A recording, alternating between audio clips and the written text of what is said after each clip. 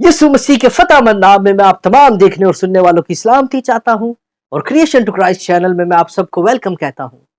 और मेरे जो लास्ट टॉपिक में जैसा हमने सीखा क्रिसमस के हवाला से कि मजूसी कौन थे, कहां से आए थे और कितने मजूसी थे और उनको किसने पैगाम दिया था कि कोई मसीहा पैदा होगा, और वो गडरिये कौन थे और कौन से एरिया से थे और उनको क्यों पैगाम दिया गया, और यीशु मसीह की जो जाए पैदाइश थी और यीशु मसीह का जहां पैदा हुए थे वहां पैदा होना क्यों जरूरी था, हमने इन बातों को बाखूबी डिस्कस किया था। और जिन्होंने वो वीडियो नहीं देखी, मैं लिंक उसका डिस्क्रिप्शन में डाल दूंगा, आप उस वीडियो को लाजमी देखिएगा। और आज जो मैं आपके लिए टॉपिक लेके आया हूं वो है ईस्टर के हवाले से। और ईस्टर लफ्ज के लिए, ईस्टर वर्ड के लिए जो गलत फहमियां पाई जाती हैं कलीसियाओं में, वो ये समझते हैं कि ये जो लफ्ज है, ये लफ्ज इस्तिहार देवी का लफ्ज है और उसको गैर मबूद से मंसूख करते हैं ईस्टर वर्ड को, जबकि ऐसा नहीं है। और जर्मन वर्ड ऑस्टन, जिससे लफ्ज लिया गया ईस्टर, और इसके जो मीनिंग है वो कुर्बानी के हैं, वो दोबारा जी उठने के हैं, वो रेजरेक्शन के हैं। और ये जर्मन रूट वर्ड है, इसका हरगिज गैर मबूद को ये रिप्रेजेंट करे, ये वर्ड ऐसा नहीं है। किसी सस्ते स्कॉलर ने इनके साउंड क्योंकि एक जैसे मिक्स होते हैं थोड़ा बहुत, तो उसको रिलेट कर दिया, ईस्टर को इस्तिहार देवी से रिलेट करके ये कहा गया कि ये जो ईस्टर है ये गैर मबूदों का त्योहार है, ये इसको क्रिश्चियनिटी में इम्प्लांट किया गया है, फिक्स किया गया है, जबकि ऐसा नहीं है। बाइबल मुकद्दस हमें बताती है कि हमारा भी फसा कुर्बान हुआ, हमारा बर्रा कुर्बान हुआ, आओ हम ईद करें। सो ईस्टर वर्ड एक दूसरे को कह के मुबारक देना, अपनी निजात की कन्फर्मेशन के लिए एक दूसरे को मुबारक देना, ईद मनाना। ईद क्या मतलब होता है? बड़ी खुशी को सेलिब्रेट करना। और इसका मतलब है कि वो इस दिन को बाखूबी मनाया करते थे। पालूस रसूल ने भी कहा कि हमारा फस्सा जो है वो कुर्बान हुआ है, हमारा बर्रा जो है वो कुर्बान हुआ है, आओ हम ईद करें, सेलिब्रेट करें इस दिन को। और मैं तो आपसे ये कहना चाहूंगा, इस दिन को हमें क्रिसमस से भी ज्यादा जोर शोर से सेलिब्रेट करना चाहिए, क्योंकि ये हमारी निजात का दिन है, ये हमारी मखलसी का, छुटकारे का दिन है।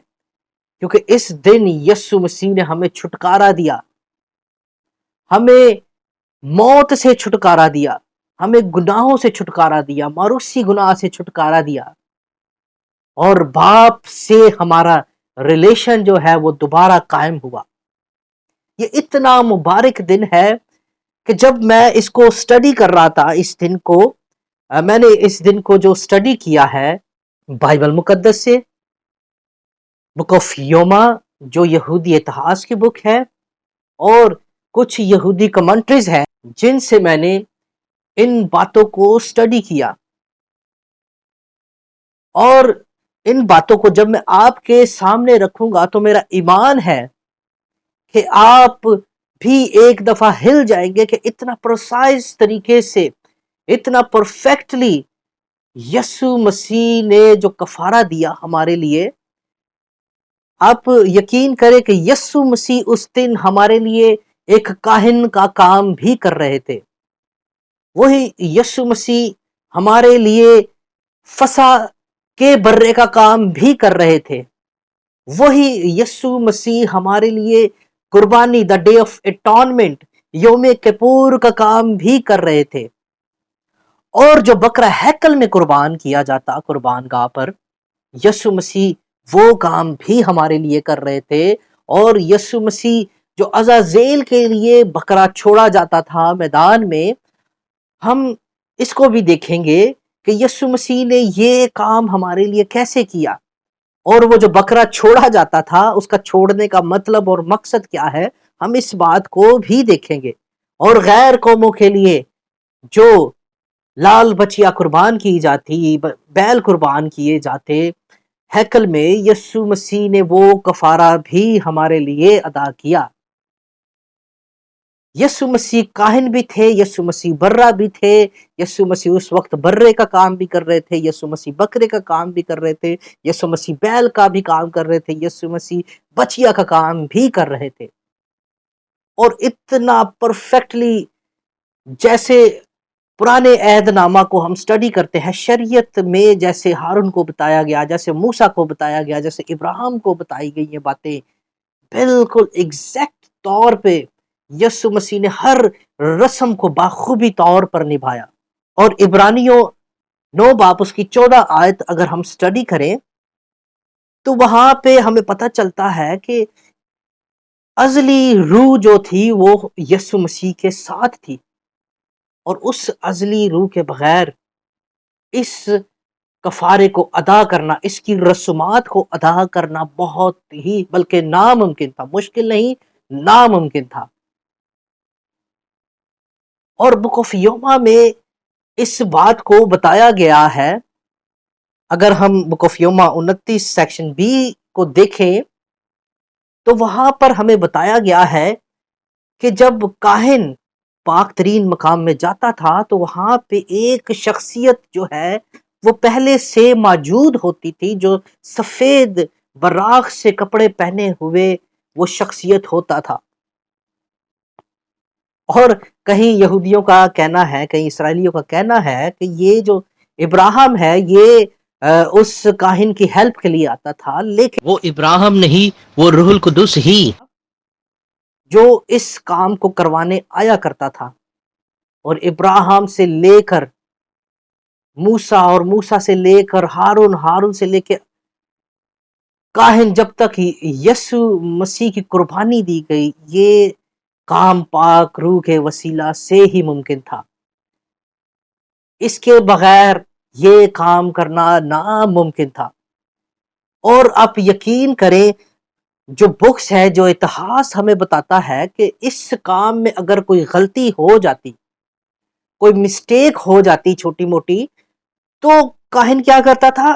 دوبارہ اس رسومات کو دوبارہ پرفارم کرتا تھا، کہ ایسا نہ ہو کہیں خداوند کو غصہ آ جائے، خداوند یہوہ خدا کو غصہ آ جائے تو مجھے اپنی جان سے ہاتھ دھونا نہ پڑ جائے، اس لیے وہ اس پریکٹس کو دوبارہ کرتا۔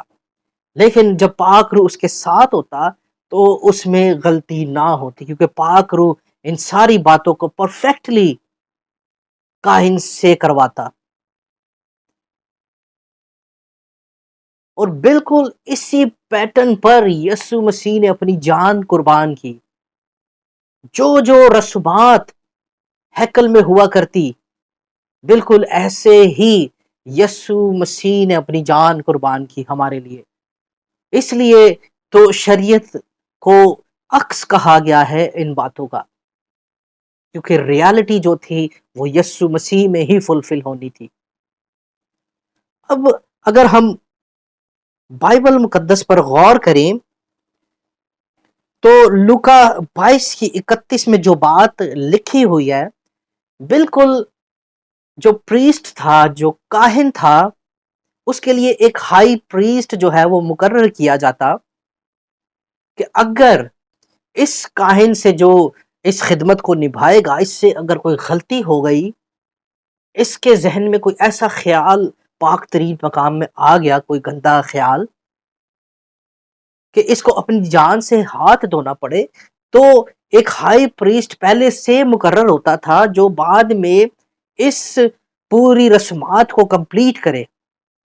اور لوکا 22:31 میں جو بات یسوع مسیح نے پترس کو کہی، یہاں پر کاہن بھی اس ہائی پریسٹ کو ایسی ہی بات کرتا کہ میرے بعد میرے بھائیوں کا خیال رکھنا، کیونکہ اگر میری جان چلی گئی تو میرے بعد میرے بھائیوں کا خیال رکھنا۔ سیم کا سیم یہی پیٹرن ہمیں لوکا 22:31 میں یسوع مسیح جو پترس کو کہتے ہیں کہ میرے بھائیوں کو مضبوط کرنا، وہی پیٹرن ہمیں بائبل مقدس میں یسوع مسیح پر اپلائی ہوتے ہوئے نظر آتا ہے۔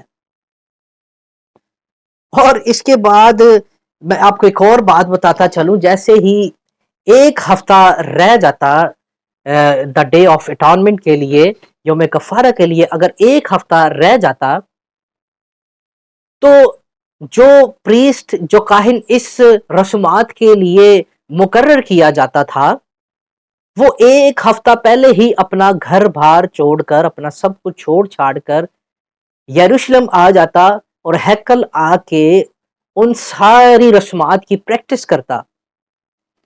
اور یسوع مسیح کو بھی اگر آپ دیکھیں تو یسوع مسیح بھی اسی طرح سے اپنا سب کچھ گھر بار چھوڑ چھاڑ کر یروشلم آ گئے ان رسومات کو کمپلیٹ کرنے، جو حقیقی رسومات ہیں، نہ کہ عکس ہے۔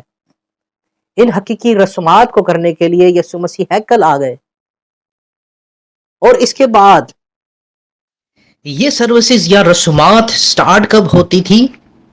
یوم کفارہ کے دن، جب مرغ صبح بانگ دے دیتا تھا تو یہ ریچولز، یہ ساری رسومات یہ سٹارٹ ہو جاتی تھی۔ دا ڈے آف اٹانمنٹ کی ساری رسومات جب مرغا بانگ دیتا تھا تو یہ ساری رسومات سٹارٹ ہو جاتی تھی۔ اور پطرس سے بھی یسوع مسیح نے کہا کہ مرغ کے بانگ دینے سے پہلے تو 3 بار میرا انکار کرے گا۔ اور یہ مرغ کی بانگ ہے کیا؟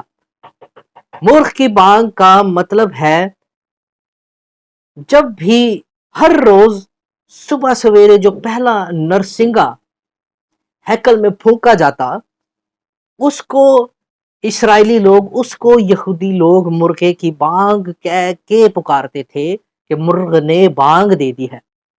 اس مرغ کے بانگ دینے کے بعد، یعنی اس نرسنگا، پہلا نرسنگا پھونکنے کے بعد، یہ ساری رسومات جو ہے دا ڈے آف اٹانمنٹ کی، یوم کپور کی، یہ سٹارٹ ہو جاتی۔ بالکل ویسا ہی پیٹرن جو خدا نے اسرائیلیوں کو دیا، موسیٰ کو دیا، ابراہیم کو دیا، ہارون کو دیا، اسی پیٹرن پہ یسوع مسیح نے اپنی جان قربان کی۔ اب ہم اس بات پہ غور کریں گے کہ یہ جو عزازیل کے لیے جو بکرا دیا جاتا تھا یا اس کے نام پہ چٹھی نکلتی تھی، ان ساری باتوں کو ہم دیکھیں گے، ہم ڈسکس کریں گے، لیکن نیکسٹ ویڈیو کا انتظار کیجئے۔ اور نیکسٹ ویڈیو میں ہم ڈسکس کریں گے یہ جو عزازیل کے لیے بکرا دیا جاتا تھا، اس کے ساتھ ہوتا کیا تھا، اور سیم اسی پیٹرن پہ یسوع مسیح نے بھی اپنی قربانی دی۔ میں آپ کو یہ بتاتا چلوں اس ویڈیو میں کہ جو چٹھی یہوہ کے نام کی نکلتی تھی، اس کے لیے بھی یسوع مسیح ہی قربان ہوئے، اور جو چٹھی عزازیل کے لیے نکلتی تھی، اس کے لیے بھی یسوع مسیح نے ہی اپنی جان دی ہے۔ لیکن ہم نیکسٹ ویڈیو میں اس کی ڈیٹیل دیکھیں گے۔ سو اگر آپ کو ویڈیو پسند آئی ہے تو اس کو لازمی شیئر کریں، چینل کو ضرور سبسکرائب کریں، اور ویڈیو کا انتظار کریں، اور میرے لیے دعا بھی کریں کہ میں ان باتوں کو بخوبی طور پر آپ تک پہنچا سکوں۔ سو مسیح میں آپ جیتے رہیں، آمین۔